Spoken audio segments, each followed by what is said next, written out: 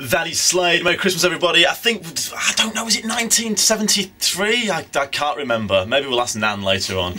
It is BFBS, it's the Forces Station. You're listening to the Daily Drill. Joining us now, we've got Phil Vickery, still in the studio. Good morning, Phil. Good morning, sir.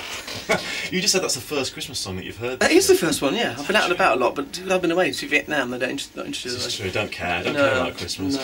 I've got to ask you, is it too late to do a pudding for Christmas? No. Is it too late to do a cake? No, absolutely no way. The biggest problem people make making Christmas cake is they chuck loads of brandy on it. You can make it today, and you put a tablespoon, 1 tablespoon of alcohol. That's all you need to do a month. People soak it, and it'll be absolutely fine. Okay, I know my dad was bragging a couple of weeks ago. I met him in a hotel car park late at night. It's a different story, but it was. I'd like to hear that story. He was delivering my tree. Basically, I was posted to Gibraltar, and everything was packed up from my house there. I moved back. It was a bit of a sort of, where am I going to live? When was that? That was 2007 to 2009. Oh, because I filmed there months ago. Did you? What a great place. Gib's great. I loved it. Do a big shout out to Gibraltar. Gibraltar are listening right now. Are they? Oh, we had a great time. Thank you very much. We went to a couple of restaurants. We went to some great coffee shops. We were on top of the mountain, and we cooked with a young celebrity chef on Gib television. Did you? I can't remember her name because I'm a bit of a thickhead, so I apologise. Yeah, we did a whole lot. It was good fun. Did you see the Barbary apes at the top of the rock? Yes, we did. Yeah. Vicious. Not monkeys, they're apes, aren't they? Apes, they are apes. Yeah, You can call them monkeys if you like, but we point and laugh at you. And they bite. One actually bit my dad when he came out. Really? Yeah, he was a right big girl. One actually had this big sort of bite mark on his shoulder. They did say don't touch him, we were cooking. Of course, they jumped in, but it was a great place. And we stayed at the Rock Hotel.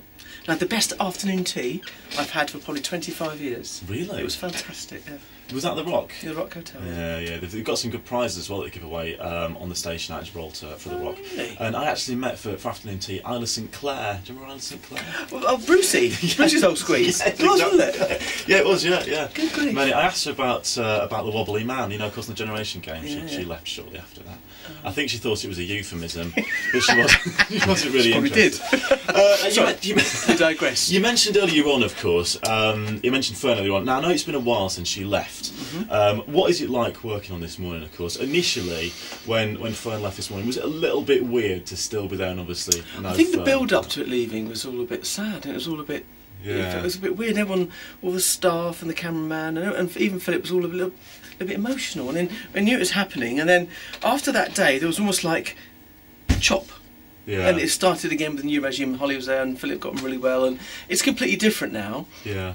But you still think about it, and he lives to her, and we have a chat, and we have a bit of a... And it's things move on in life, things change, nothing's there forever. But, I do miss a bit of a laugh. I was going to say, do you, as lovely as Holly is, and as rude as she is on Celebrity Juice, do you sometimes, when you're sort of there and talking, you sometimes think, I wish it was Fern stood there and not you, Holly? Not really, because... Holly won't be listening, don't worry. Not really, because she's her own woman, and in actual fact, Fern did get on my nerves a bit. She sort of asked silly questions about food, and do you know what, a couple of times I'd say, oh, don't you know, like that, sort of joking. And I had emails from people saying, how dare you talk to Fern like that? Don't you know? And I said, I'm a husband, I don't care. Getting involved. So, everything moves on in life, and of course I miss her being there, but it's... things change. Did you know that my direct boss's daughter was named after your lovely wife? Really? Same spelling and everything, yeah. And when Fern came into BFBS Towers a while ago, I think that was probably about a year or 18 months ago. She did. Popped in, looking amazing, by the way. She's alright for an old girl. Alright for an old one. She's not listening, is she? Don't know, she might be right in the back garden tonight. But my boss said to me, did you realise that? I was like, why didn't you tell her? Oh wow. She said, oh no, I can't possibly tell her. But I'll there tell you her. go. So my boss's daughter is named with the same spelling. Well, the weird thing is, when we did Register Steady Cook those years ago, there was a generation that grew up with young mums and young kids and students, and of course those kids are now got their own kids because it's been so long, and the people still stop us and say, do you know what, you got me to start cooking, and I never forget I was at university, and this cult sort of thing has sort of rolled on, and now you've got sort of second generation. It's great. I was very proud to be part of that. Incredible. I don't know if you know as well, talking of Fern while we're on the subject, and talking of food as well. Yep. I don't know if you're aware of this, that some time ago you had, I think it was a couple of policemen in your house. I don't know if that rings any bells. We don't need to discuss why. Do you remember that? I know exactly why. I don't know why. I'll tell you off air. Okay, fair enough. My friend was one of the policemen. Oh, right.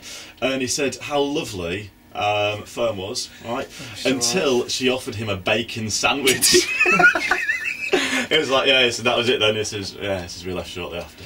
No, I'll tell you, it was priceless. I can tell you what it was about. Absolutely priceless. It was about paparazzi chasing us. Oh, really? Yeah, and they hassled us for best part of 18 months, and they chased my wife to school, and they would chase. We had a police escort on a Friday to take my daughter to school because the paparazzi were hounding her so much. That was why. There you go. You see, there you go. What a small world with 6 degrees of separation. There you go. But no, it did make me laugh out loud when he said, "Yeah, she offered us a bacon sandwich." I was like, ah! So yeah, it was very funny. Phil, listen, a massive thank you for coming in. Absolute pleasure. And, you know, I really hope you do get down to Falklands. You're gonna have a great time if you can go there. Can I say one thing before I go? Yes, of course you can. Corporal Gudgeon in Afghanistan, he emailed me, or his wife emailed me to say the guys had no knives. And apparently there was 20, I think they'd written to perhaps a dozen chefs saying, we're in Afghanistan, we've got no knives, we haven't used plastic knives and forks to cut meat up, it's a nightmare. So I sent them out a big box of knives, of course, they all came back because you can only do, was it 1 kilo I think? So I packed them up again, sent them all out, and like they sent me some great pictures in Afghanistan with their Christmas hats on, with these knives cutting up lamb. So if you're listening, Corporal Gudgeon, top man, and thank you for they sent me in return a shell casing with the emblem of the regiment on there, so I really appreciate that, guys. Thank you. That is better than the canteen of cutlery on Bullseye, isn't it? Absolutely. Oh, look what you could have won. Yeah, the mini metro, brilliant. Thanks very much, Phil. Thank you for coming on. Absolute pleasure.